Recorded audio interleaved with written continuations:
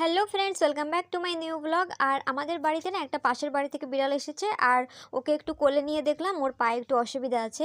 তো ওরা হয়তো দেখেনি বা জানি না ওষুধ লাগায়নি, কিন্তু আমার অনেক খারাপ লাগলো, তাই জন্য আমি ওর পায়ে একটু ওষুধ লাগিয়ে দিচ্ছি।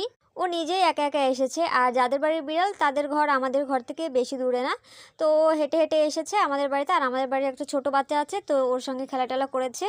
তারপর ওর ভাতটা তো খেয়েছে, তারপর আমি ওকে একটু আদর করলাম। দেখতে অনেকই কিউট, আর ওর ল্যাজটা কিন্তু অনেক মোটা, আর বড় হলে আরও মোটা হবে দেখেই বোঝা যাচ্ছে। আর ওর গায়ের কালারটাও কিন্তু অনেক সুন্দর, আর আমার সঙ্গে অনেক সুন্দর ব্যবহার করলো।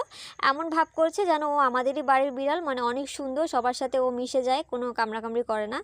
তারপরে ও ছিল কতক্ষণ খেলাটেলা করেছিল, তারপরে ও চলে গেছে আবার।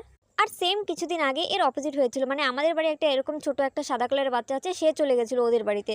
তো আমি অনেক খোঁজাখুঁজি করে পাইনি, তারপরে ওদের বাড়িতে গিয়ে দেখলাম, যে জিজ্ঞাসা করেছি যে আমাদের কোনো বিড়াল এসে সাদা কালারের, বলেছে হ্যাঁ এসেছে।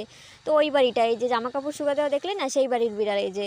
তো ওই বাড়িতে চলে গেছিলো, বাড়িটা বেশি দূরে না, তাই জন্য চলে আসে, কারণ ছোট বাচ্চা আছে তো, তো খেলা করতে আসে কখনো কখনো। আর আমার ভয় লাগে আবার রাস্তার উপর থেকে আসে যায় না, আবার অ্যাক্সিডেন্ট না হয়। তো ভিডিওটি ভালো লাগলে লাইক শেয়ার কমেন্ট করো, আমার চ্যানেল নতুন আসলে সাবস্ক্রাইব করে দিও।